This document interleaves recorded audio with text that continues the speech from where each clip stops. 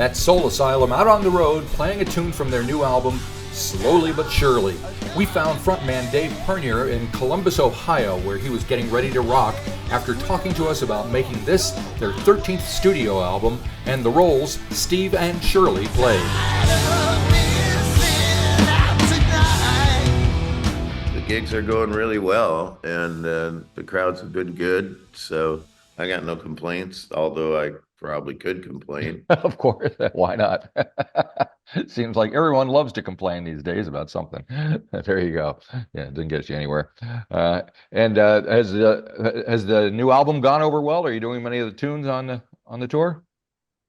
So far, yeah, it seems to be getting a real big, good reception, and we're playing, I think, about half the new record in the set. No, cool, cool. And do you get any kind of surprises or when you're out playing the songs, a reaction to the crowd that you didn't expect, or songs kind of jump out and Yeah, draw I attention mean to themselves? yeah. I mean, so far it seems like the new material fits in there, and people are reacting positively to the new material. And you know, we got a couple showbiz tricks, play a couple new ones, and then play Sure. when they know. Yep, gotcha. Yep. So the new album is Slowly But Surely. I think the vinyl version is coming out in a couple of days. Is that right? I believe you are correct. Yes. So what? Give me a little plug. What do you got? Is it colored vinyl? Is it the usual black stuff? What do you? I think we were looking at colored vinyl, and on the bottom of the catalog with all the different pictures of what colors you could get, it said it had a disclaimer that said something to the effect of we we can't be responsible for the quality of the colored vinyl. And I just went, man, I just spent all this time making this record, and let's just go with black. Yeah, back to black. There you go. Yeah, that always seems to work. The old standby. All right. The really bad stuff was the picture discs back in the '70s. They sounded pretty crappy, but they look cool. So what are you gonna Yeah. do? Anyway, Had a couple of those. and of course the Shirley in question is Shirley Cha Cha Muldowney, who is apparently a drag racer, who I'm sure probably a lot of folks down here in New Zealand hadn't heard of, but they do love their drag racing down here. So maybe you can enlighten some folks on. Well, Shirley Muldowney was the first woman of drag racing, and a real hero of mine. I got into drag racing when I was a real young kid, Right. and I just thought the design of the cars was amazing. And when she came along, I just thought she was the coolest person ever. I mean, just coming up against a bunch of fellas in a fella's world, that must have taken a lot of audacity and nerve. So I think she's really cool, and she's been very forthcoming with letting us use her image and stuff like that. What was Yeah. her reaction when she found out you were kind of naming an album after her? She seemed pretty into it. There she still does race events, and yeah, it's kind of cool. I like it. People are finding she's getting a whole new audience. That's all right. So it looks like making the album was pretty interesting. You got Steve Jordan back behind the boards, and you kind of recorded it live. Tell me, it's been a long time between drinks between you and Steve, like 30 years in between between sessions. So what drew you back to him? Well, I think that we had been kind of making the last couple records in a way that was very technologically advanced, let's put it that way. Okay. So there you have these opportunities to do things that you couldn't do before. So I'd do something like I just play the whole song on acoustic guitar to a click, Yep. and then Michael would come in and add the drums, and we were doing things upside down every now and then, Yeah. and everybody has a home studio, so it gets parted out and you kind of start doing things and apart from each other.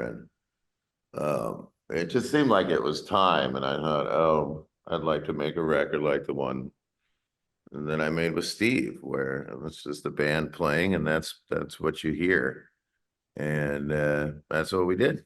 Yeah. And with Steve, had you kept in touch with him over the years, or was it kind of a Yeah, reunion type thing?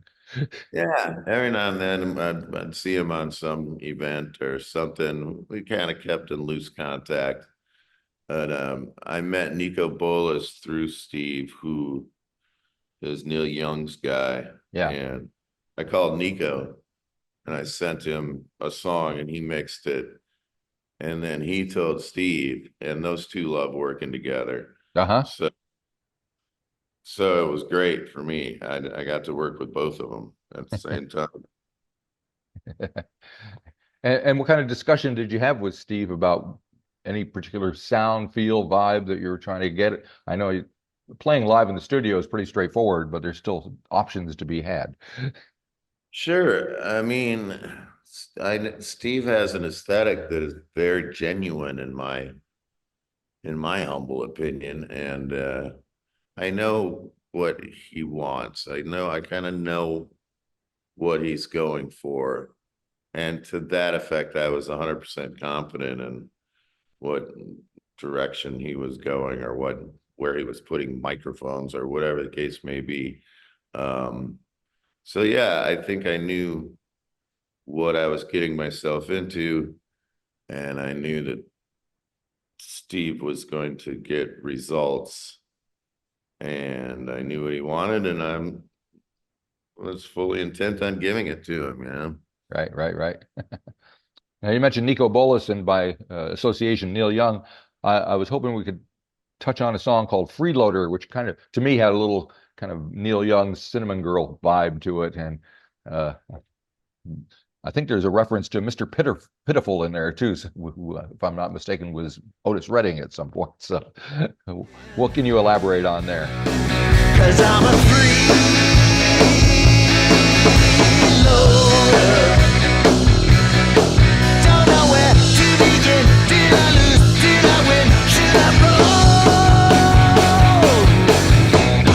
Ooh, the loneliness. Ooh, the shame. Don't call me Mr. Pitiful. I'm changing my name.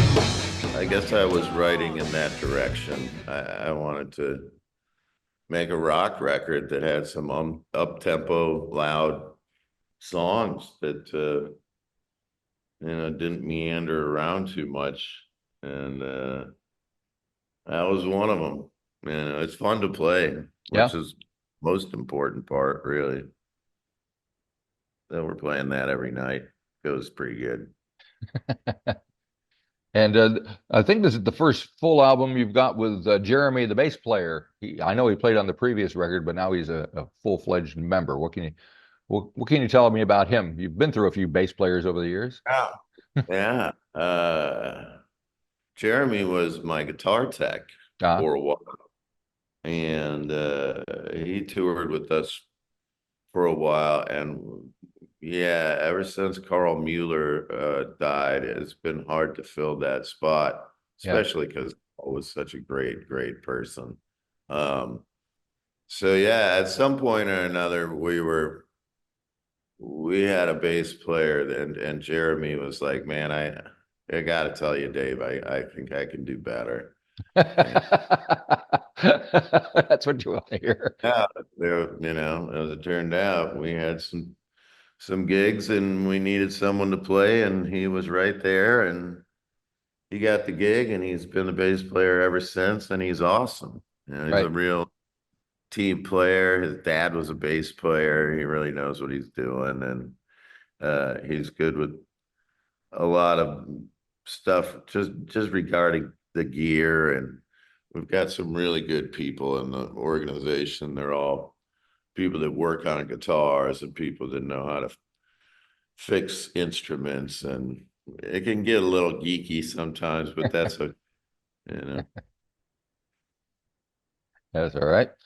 Nothing wrong with being a beat. Yeah, like And you guys get a little funky sometimes on the record. There's a track called Tryin' Man and another one, a Sucker Maker, that's got a little bit of something going on rhythmically that's not quite the straight rock and roll that you're usually doing. Strip your second skin, candy coated crime. You're running out of alibis. She changed her mind, hang you out to dry. But here she comes, don't look now, look away, turn around and run. Sucker, a sucker maker. that's always been an element that I like pursuing. Um, I don't, I'm not trying to emulate something else. I'm trying to make it sound like Soul Asylum, kind of in a way that, it kind of applies. But yeah, I did spend 25 years in New Orleans trying to understand the roots and the funk of that city. It's a long way from Minnesota. Indeed. And are you a Minnesotan these days, or where you base yourself? Yeah, I still have a place in New Orleans, but I have been back in Minneapolis, mostly on my time, not on the road. Yeah. Yeah. What's the music scene up there like these days? Host Prince. Minneapolis, uh, it's good. I mean, after COVID, a whole bunch of new clubs opened up. Oh, great. That's interesting, man. And yeah, there's always new bands that are cool to check out. I just saw one recently. But yeah, it seems to be vibrant. Yeah. Well, it's good to hear here in Auckland that things kind of closed down post-COVID. So trying to get the Yeah. reinvigorated, but it's frustrating. Got lots of talent, but no place to play. Right. So, and I don't think you guys ever played down here in New Zealand, have you? I don't think so. Yeah, all right. Well, still time. Right. We're on. And one other thing, you mentioned kind of technology on the previous album was kind of you kind of was kind of leading you to do certain things and production ideas and that. But I noticed, and sometimes that happened, especially in the '80s. I hear a lot of records that were created in the '80s, and it sounds like they were all just trying to use the latest drum machines and whatever at the Yeah. expense of the sound. But I don't think you guys ever did that. I was checking this one out. I found in my collection. It's like, was that because you couldn't afford the gear or had the new gear, or was it a conscious decision to kind of avoid that stuff? It was definitely a conscious decision. We were really turned off by drum machines and any kind of thing that seemed like wasn't tactile or real or whatever, which is kind of interesting because when we were coming up, Prince was using a lot of drum machines, and that turned me off from what he was doing. And that's kind of, I guess I grew out of that, but yeah. And a lot of those records sound pretty dated, Yeah, there's a lot of them. I would love to have them re-recorded without that. Right. And I think David Bowie was kind of doing that at some point before he moved on. He was. That's right. It's interesting. All right. So are you thinking about, I mean, this is your 13th record studio album. Are you always writing, or is there stuff in the back of your mind you're thinking ahead to, or what do you like these days as far as the creativity? Yeah, it's kind of a constant thing that I just sort of have fallen into the habit of knowing that I have to be doing it all the time. Right. So I'm kind of collecting, talking into tape recorders and playing, singing into tape recorders and phones, and kind of putting together the raw data, I guess. All right.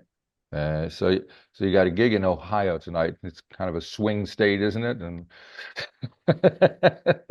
that's how we look at it from outside. Oh, we're bombarded with all this political stuff. You have any thoughts about that? Well, I think maybe I'll wear my vote T-shirt tonight. All right. Yeah, I'm a big Kamala Harris supporter. Very good. And, Yeah. How is it even a thing? exactly. I don't understand. But there you go. Yeah, it's a strange world out there. Seems to be getting stranger.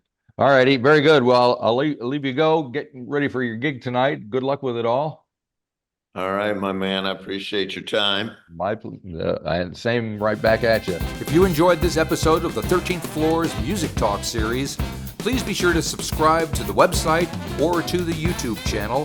Follow us on Facebook or Instagram and wherever you find your podcasts. There's a whole lot more to discover.